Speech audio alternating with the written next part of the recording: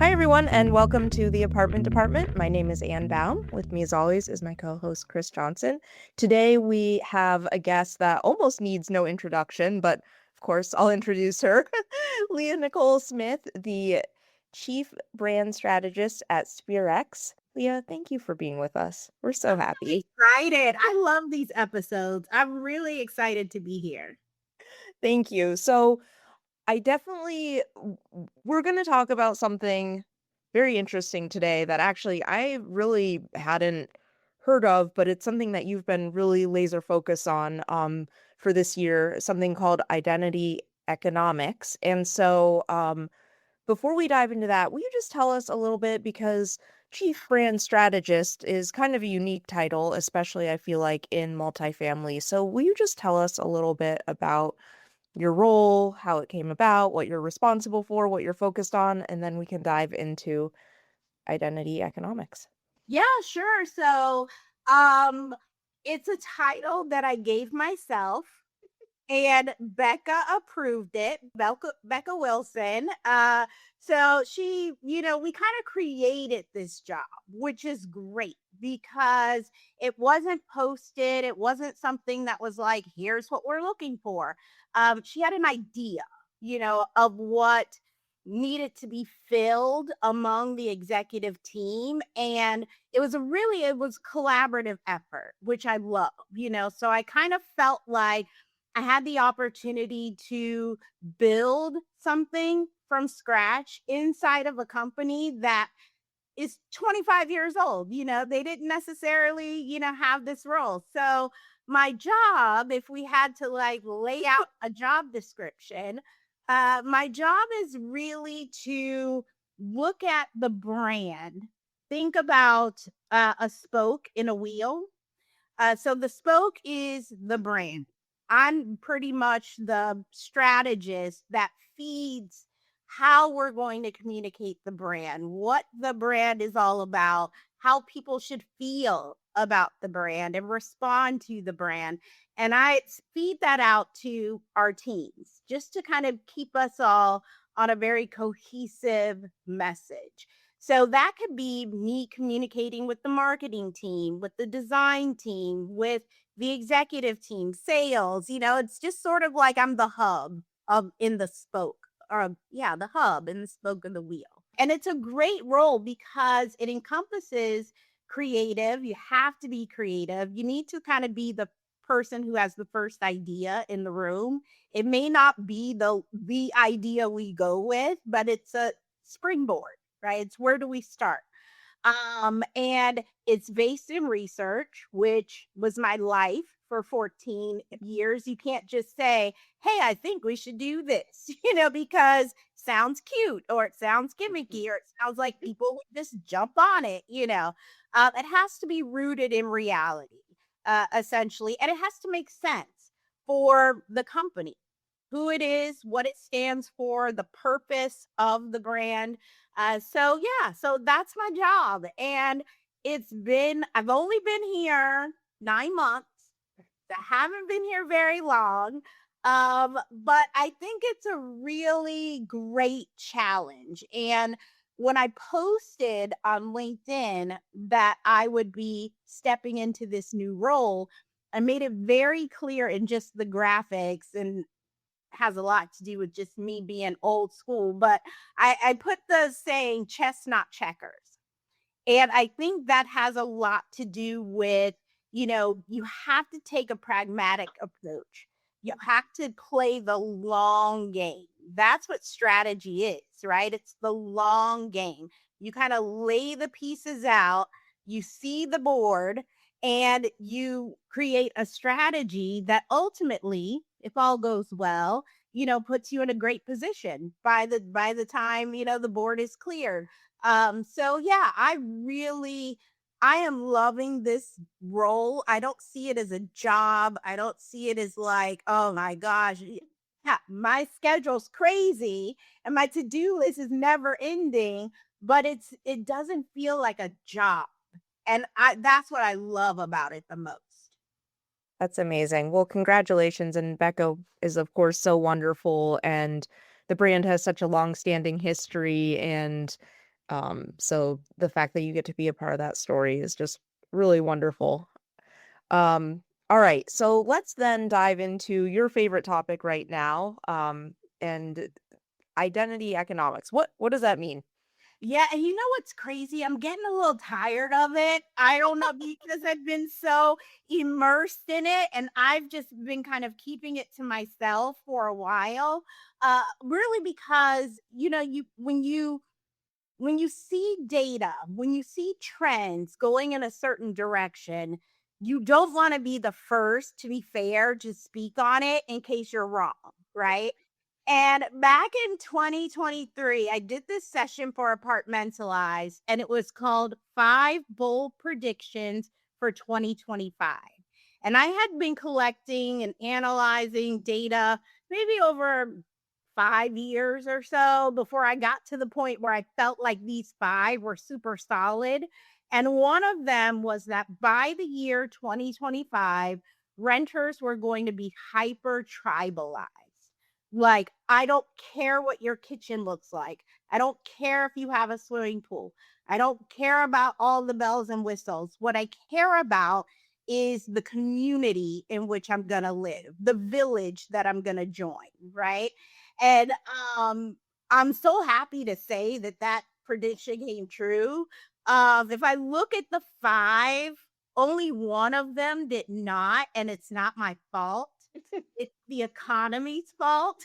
One of the five that I predicted was that renters would be moving closer to the American dream, that Mm, they would be getting to a point where I'm done, I'm financially at a point, my credit is great, I can now make this big step.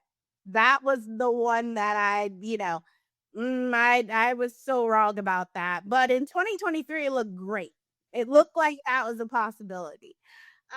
So hyper tribalized, what that means again is that people want to live amongst their people. And I'm not saying this in terms of race or any type of, demographic identity. They, live around a certain age group or, whatnot. It's people that enjoy the things that they enjoy. And so looking at where renters are, I feel that to be true. Renters want to live at a place that fits their identity, who they are. It's why some people buy a BMW and some people buy a Subaru. It fits their identity and who they feel they are at their core. So, identity economics, it's not a new term. It's been around for a while. If you look at other industries, you can see it at work.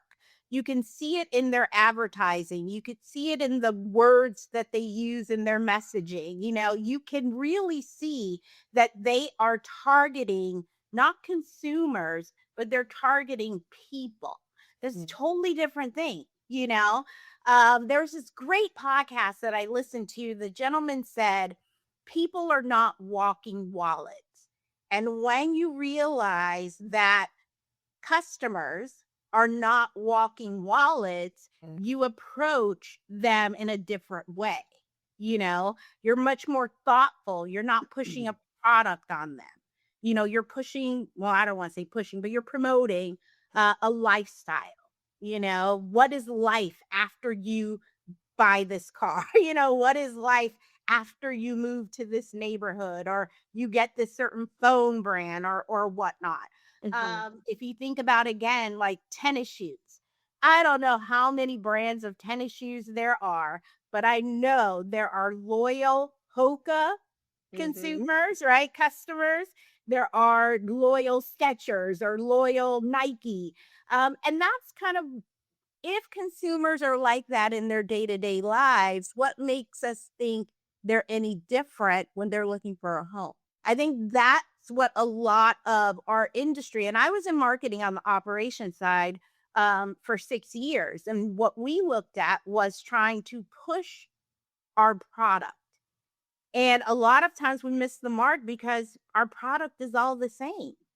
We've gotten to a point where everything is pretty much apples to apples, couple of variations here and there, but everything's flat.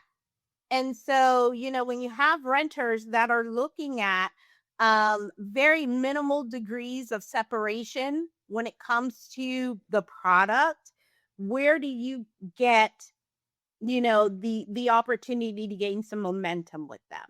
Hmm. And so for brands, especially tech, if we look at prop tech in the industry, we're getting to the point where we're flat too.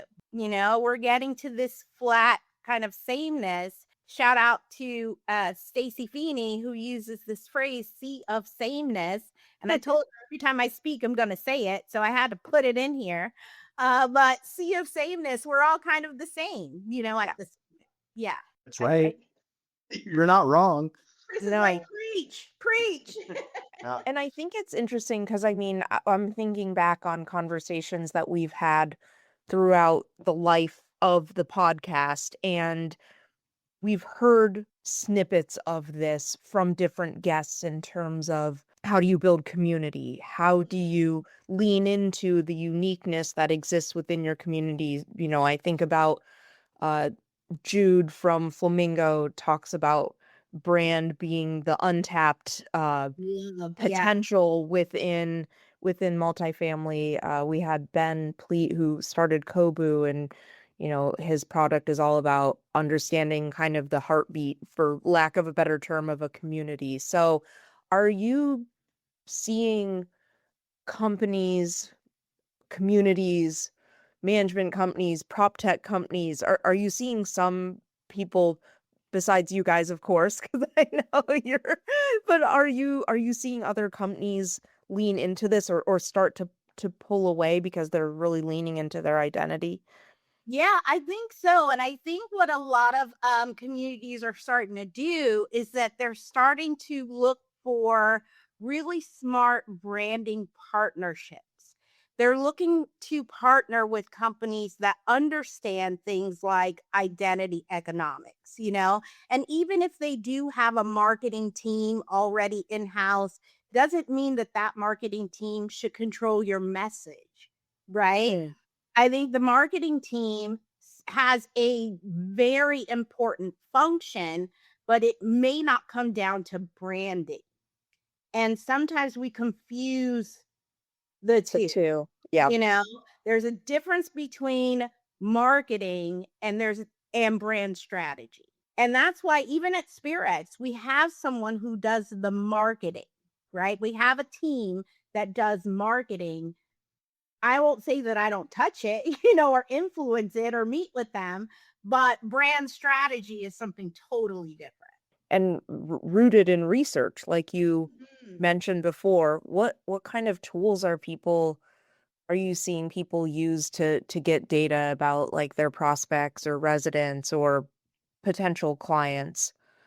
Yeah, I've always found, I mean, I lived in data, for the longest time, Anne. Yeah, I know. And that data was always zero party data. It was data that, not always, but it's zero party data that companies, are hearing from their residents, their prospects, their employees, right?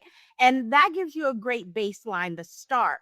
I think another layer is that you need to look at additional data sources, to sort of identify behaviors and emerging patterns.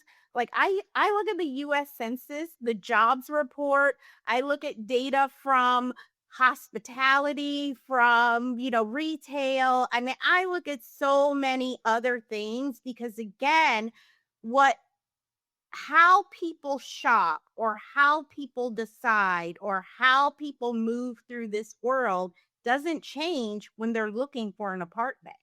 They don't all of a sudden become a different type of consumer when they're looking for an apartment. So if someone, for example, is not big on ratings and reviews, I don't care about them, I don't look at them. I'd rather ask my friends and family, or I'd rather, experience it myself, or some people just go with their gut. But if part of the marketing or a heavy piece of the marketing relies on what our Google reviews look like, are we getting enough 5-star reviews? Are we asking our residents for reviews? You might be missing your perfect resident because that, there are segments of people that just don't care about that stuff. There are segments of people that don't care about your amenities, but if I pull up any community's website, most likely I'm going to see a hero image of a swimming pool, or a clubhouse or something that screams amenities right in front of my face. And there are some consumers that just don't care about that. So I think it's really important, especially when you're collecting zero party data, is to not only ask, how did you hear about us? We hear that all the time. And this isn't anything new. This isn't groundbreaking. But then once that person leases, what made you decide to lease? We're not following up with that second level, right? And then we're not attaching the third piece of it when that person is ready to leave. Why did you decide to leave? Why are you leaving? Because if you have those 3 data points, how did you hear about us? What triggered the yes? And why are you leaving? You can reverse engineer all of that data to say, this particular source is not worth our time.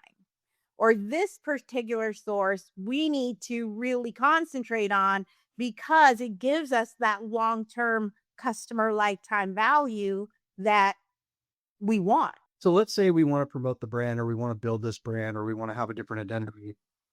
And I'm with you. Anybody who listens to this pod regularly knows that I'm changing copy on my websites. I'm moving away from the marketing fluff. I want the digital experience to match when they show up. And actually it's coming through in our reviews. Lately, I've been seeing a lot of, I looked at the reviews and that's exactly what I thought it was going to be. And the website match and everything. Interesting. I'm like stoked on it because that's what I'm trying to do, right? Because everybody, and I talk about this a lot. We're not everything to everybody. I'm not super luxe class A. There is a market for that. Great. But people want a community for a different reason. And I get my question to you is, since you're a data junkie, you're talking about brand, which is different than maybe the normal marketing, but it does tie together. So how then do you take that information, create the brand, and then still be able to market it effectively out? Or are we still trying to figure that out now as part of this process? Yeah, I think every company, not community, because if you think of a company, kind of like my job, the spoke of the wheel, every company needs to become a spoke in a wheel, right? And so within that spoke, you need a purpose. What is your purpose? And I think this too, for our industry, is where we should be moving because it helps to identify who your renter is. Chris, to your point, not every renter is going to be your renter, right? But if you identify what is your purpose here, not your mission, not your vision, but what's the purpose? Why do we exist? What are we here to do? I think having a purpose for your brand, that grows everything. That's the seed in the soil, is having the purpose.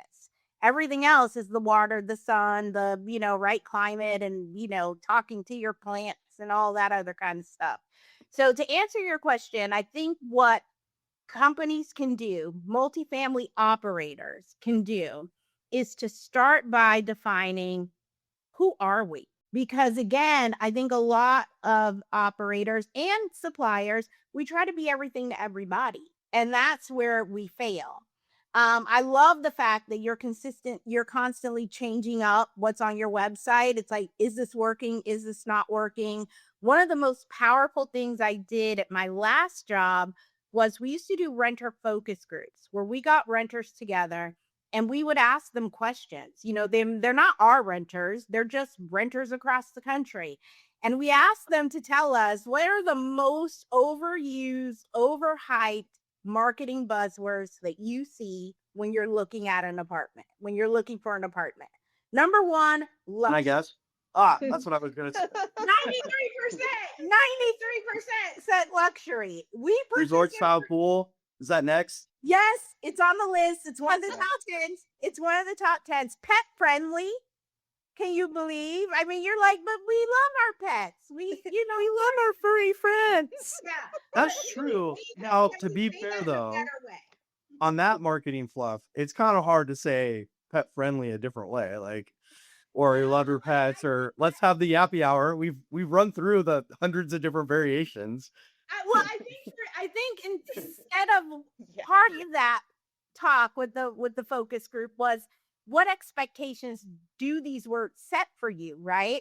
And pet friendly went both ways. Some renters were saying, well, to me, pet friendly would mean if I have a pet, you don't nickel and dime me.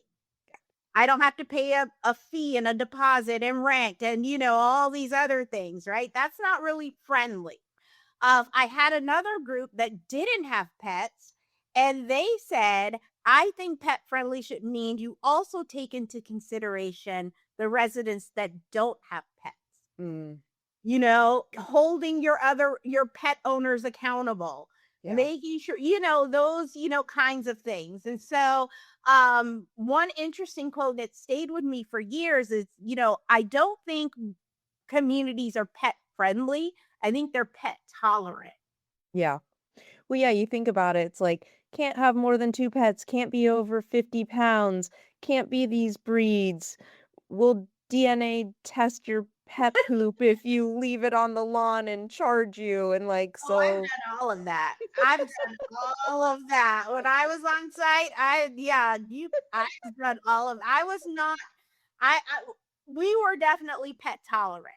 I don't know, our marketing said pet friendly, but we Yeah. were more pet tolerant.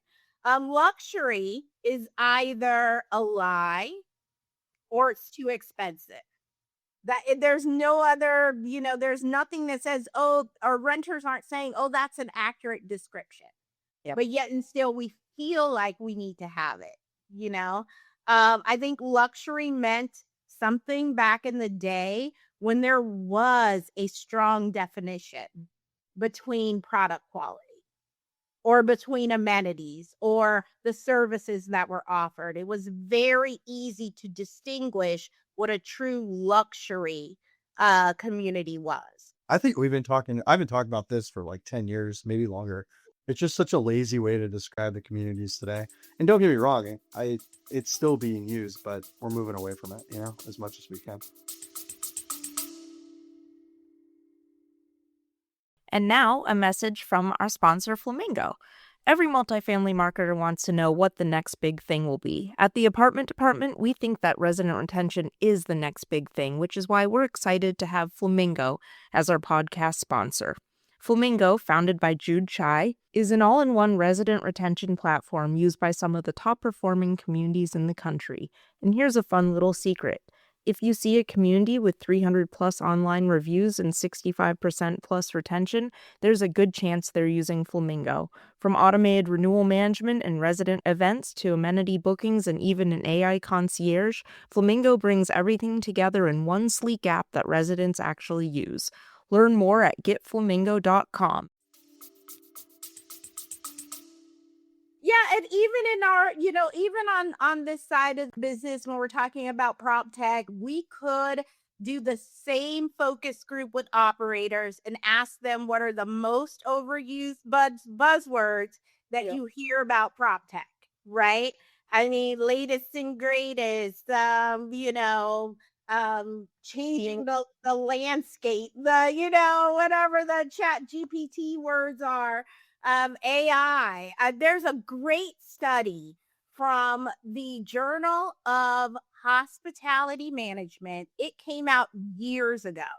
And research in that study said that when companies slap an AI label on their product, customer loyalty and engagement drops.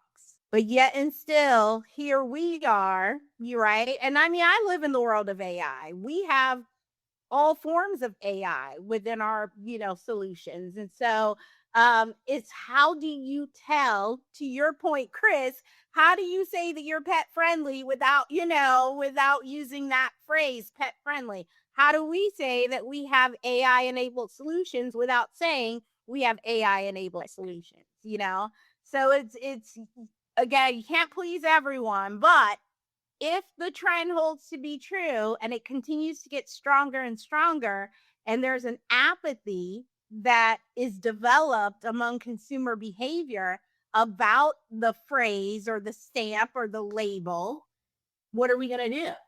So I used to, there's this great company, and it's kind of like it's an education course certification company. It's called Digital Marketer. That's its name. Genius, by the way. Digitalmarketer.com. And the guy that started it, his name is Ryan Dice, I think. It's Deiss. And so he had like acquisition certifications and digital marketing certifications and all these things. But he had this, and he basically built like this marketing system. And one of the things that he talked about was the before and after.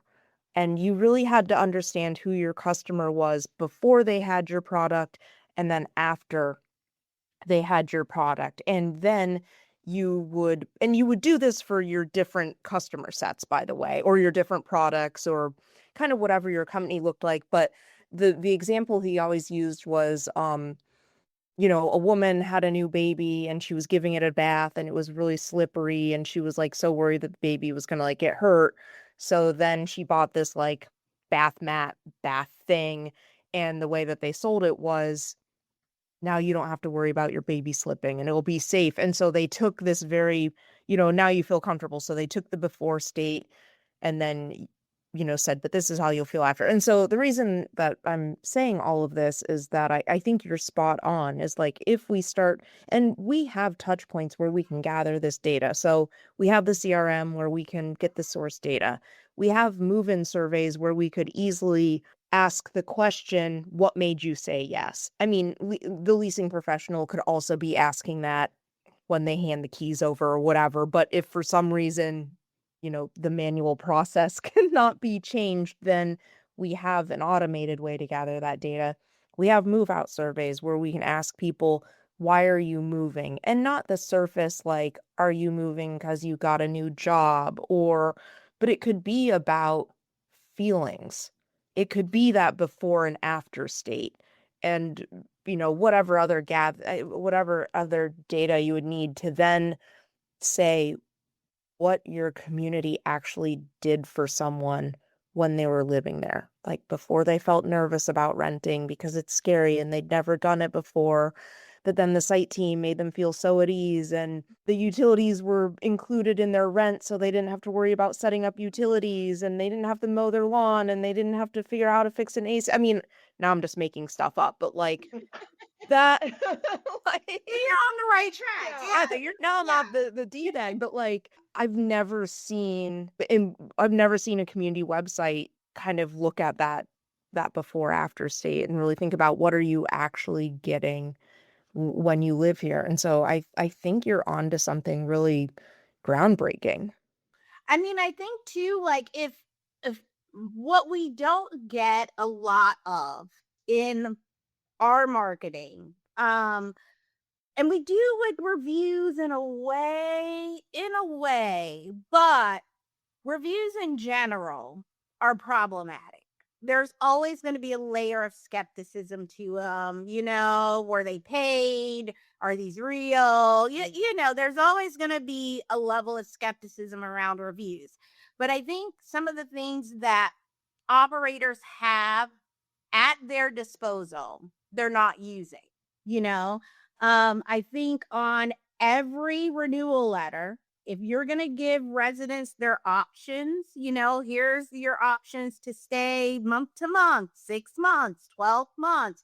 Is there a recap of what their experience has been so far?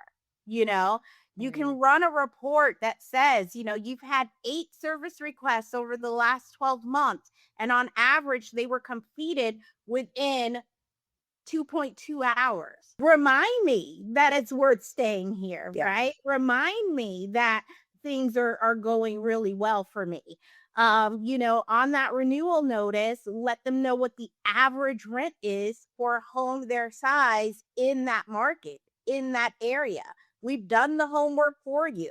Your rent is your new rent is going to be 1875. The average rent for a home similar to yours in the area is 1975.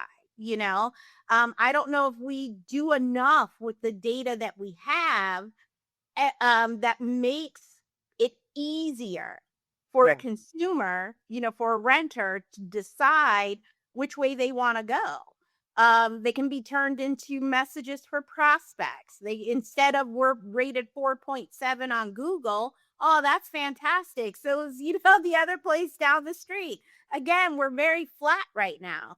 So, instead of saying we have emergency maintenance or 24-hour maintenance, you can say last month our team complete 80% of the requests were done in less than 2 hours. That's a possibility. The data's there. It's just using it in a way that drives people to say this place is different, because the things that I see don't really tell me that this place is different.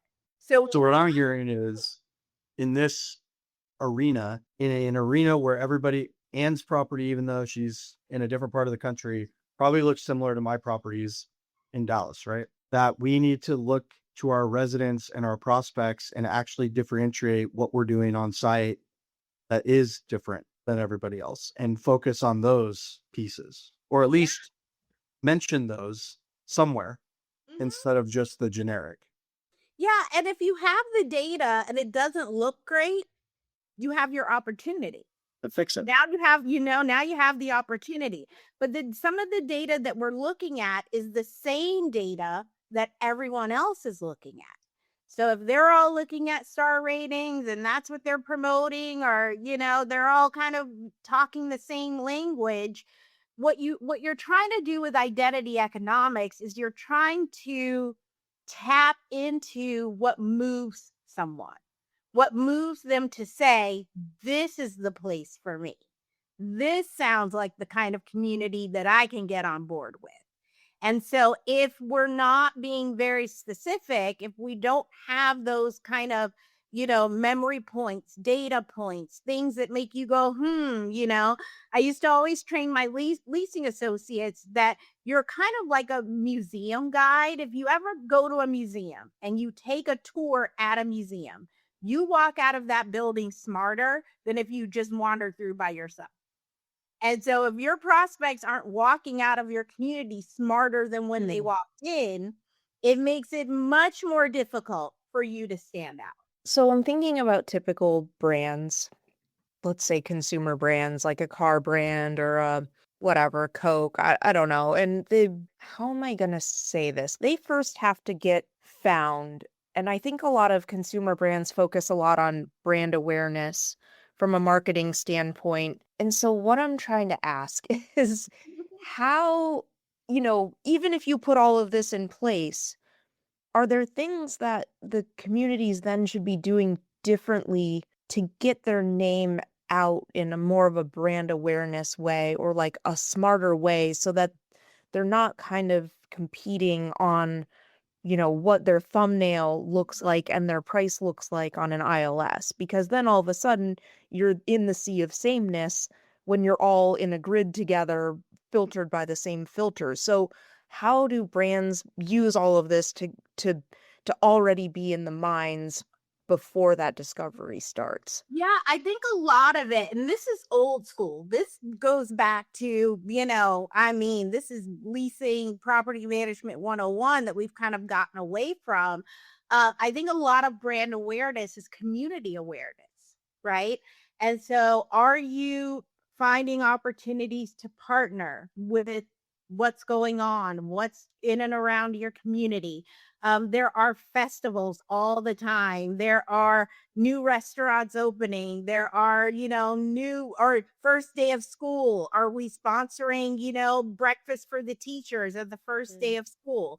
Are you getting with your local media? There are some markets where, there's always a story about an apartment community and it's not a good one, on their like news website, or, are we doing those kinds of things? And I don't want to use the word outreach, because outreach makes people cringe. It makes them think like, oh, I got to go knock on doors and I got to go do this and I have to do all these things I don't want to do. Right. But it's partnering. There are, for example, in New Orleans, where I live, you can't go a weekend without a festival. I mean, there are festivals everywhere, every weekend. It's like, oh, it's a Tuesday. Let's have a festival. But the property management company here that's very prominent is called First Lake Properties, and I see them everywhere. It's not just, on a commercial that I have to watch, to get through a game that I want to play or whatever. But they are really great on partnerships. They're partnering with the community. So I think brand awareness begins with, or can be moved along with community awareness. It's not just, oh, that community down the street. It's the one that I saw, at the festival, or it's the one that gave my sister, who's a teacher, breakfast on the first day of school, Yeah. little things like that. I don't know if you've ever seen, you probably have, but I'm just thinking first day of school or even last day. We're coming up on last day of school for a lot of people. You know how they have like the tunnel parades with like the pom poms and the music, and the kids get to walk through the like human tunnel parades, little things like that, getting your residents together to go to the school, or, and do that on the first day of school or the last day of school, congratulating them, really becoming a part of the community. I remember in my day, one of my like, I had to live on site. Like that was like the owner of the property you're managing, you have to live on site. Wants you to be a part of the community. Now, again, I know there's a lot of us out there shaking our heads like, no way, no how. I'm going to stay at my house, which is fine. But how do we still become part of the community in which we work? Yeah, what, I love that, and I think you're right that it reminds me at town specifically, we have a program where our associates can get a $500 sponsorship for their kids' activities. And so all you have to do is fill out a form so that when I fill out the check request, I, know where it's going and all that. But the purpose around that was twofold. One, we manage great places to live. That's our purpose. And so what's better than supporting the community, supporting kids? And second, from an economic standpoint, it was a really inexpensive way to get our brand in the multiple regions that we serve. And we actually ended up this year, for one of our properties near where I live, they ended up doing a sports sponsorship for Yeah. as well. And they got on the back of the shirt for the kids. And so because they said, we have a bus stop here, we have families that live here. And we said, well, are you involved with the school district? And so I think you're right. And those are more long lasting partnerships. And there's more, you always want your brand associated with another trusted brand. And what feels better than, someone supporting schools, youth activities, festivals. I think that's a really good point. Yeah, and I've heard, city council meetings, offer to do the little snacks and refreshment, table in front of like the city council meeting. They don't get that kind of attention, right? Bus drivers, if you're doing a drive-by breakfast, you should have a nice little breakfast to go for all the bus drivers that pull up. There's a lot of little things that can be done. I love the sports sponsorship, the banner at the back of the baseball diamond. There's so many things, but I think really brand awareness is, a lot of that has to do with that community awareness. I'm a Jeep owner. I drive a Jeep. What I love most about driving the Jeep, aside from the fact it's a Jeep and I can do just about anything with it, is every time I pass another Jeep, we do the Jeep wave, and I love seeing the little ducks on the dashboard. I only have one duck, but I'm working on it. But, like I love being a part of that community.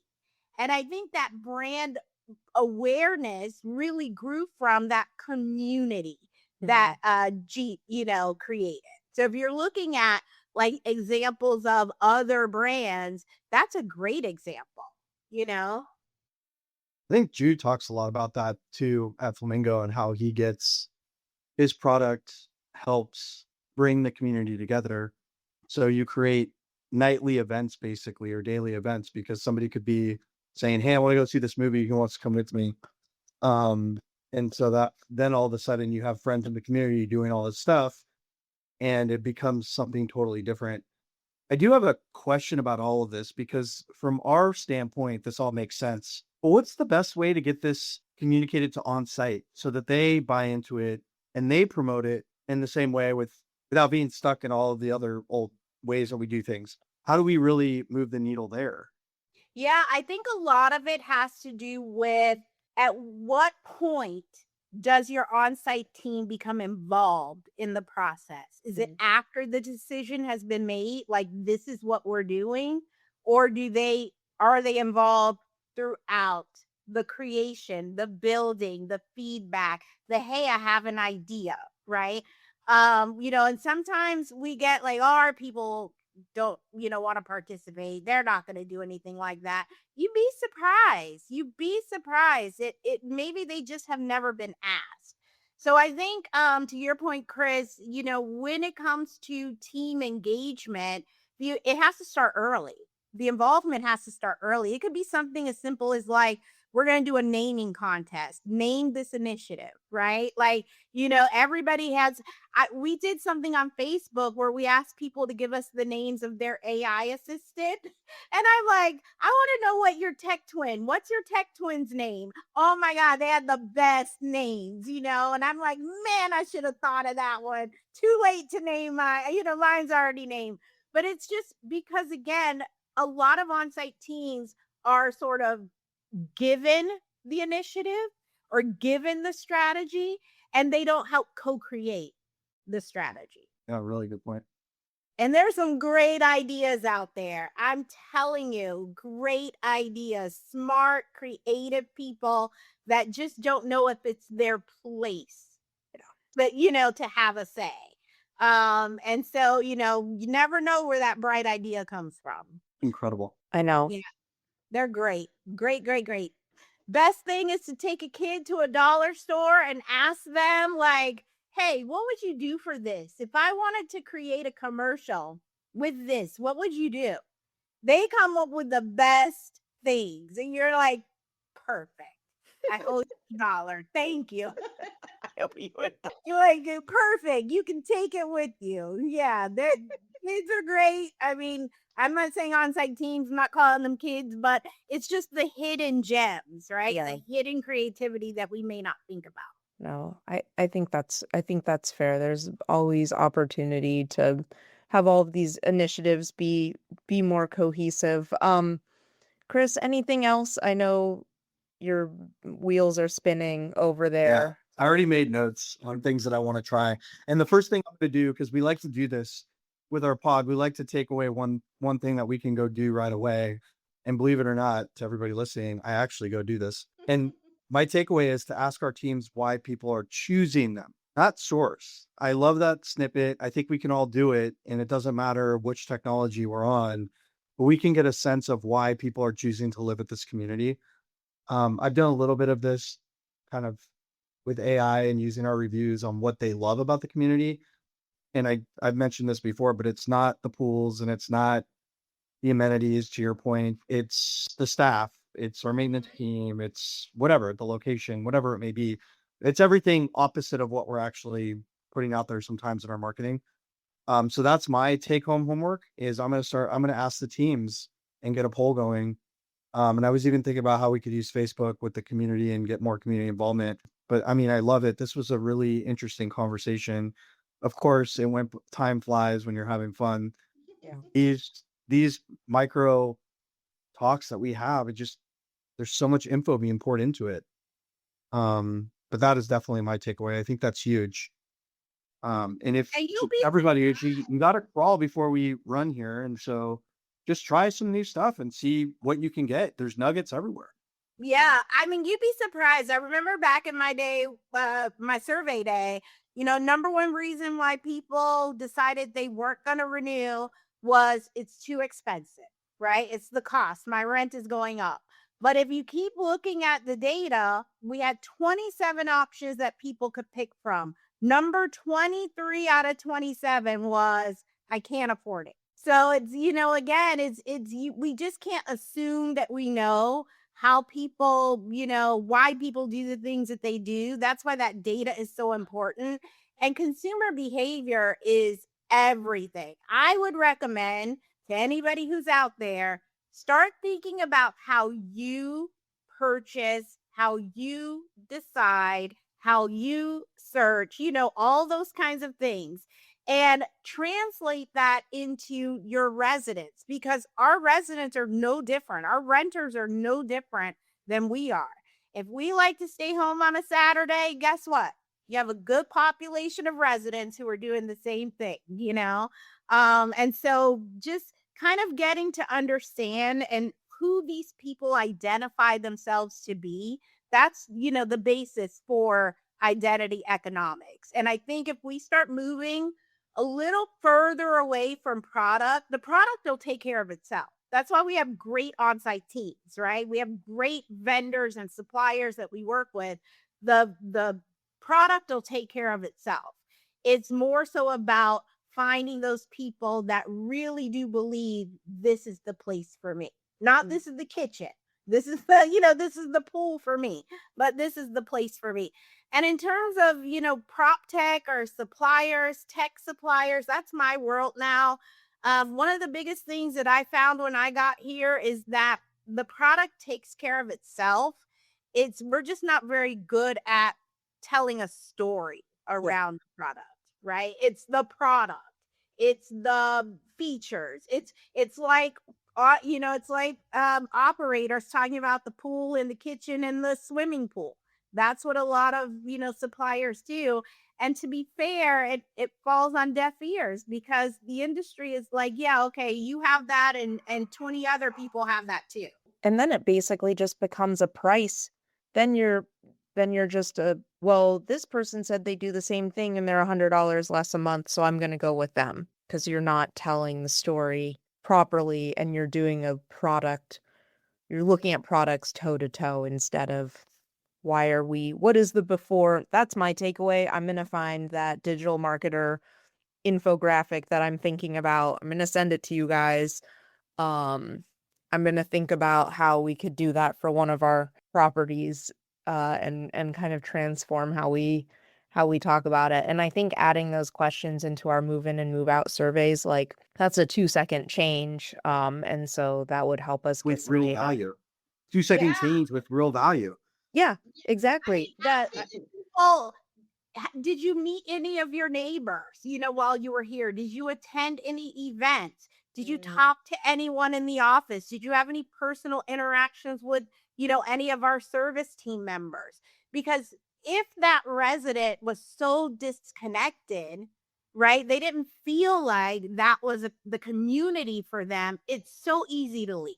Yeah, it's so, and I think that going, and one last thing, the comment about being too expensive for not renewing, we hear that too, but I don't think it's always about the money. I think feedback we get here we hear from people is like, my rent went up, but I don't know why.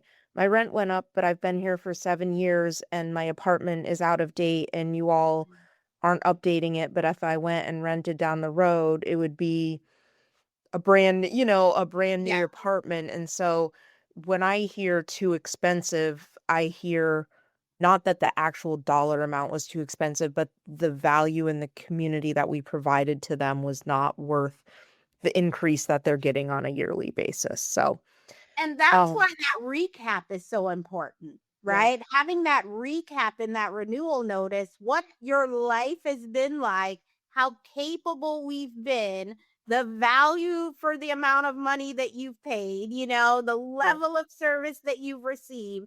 Having those little recaps in those letters, if the rent's going up, you need to convince me why it's worth it for me to pay more, you yeah. know? Yeah, why am I Why am I paying you more? Well, I can't, we can't thank you enough. This has been so wonderful.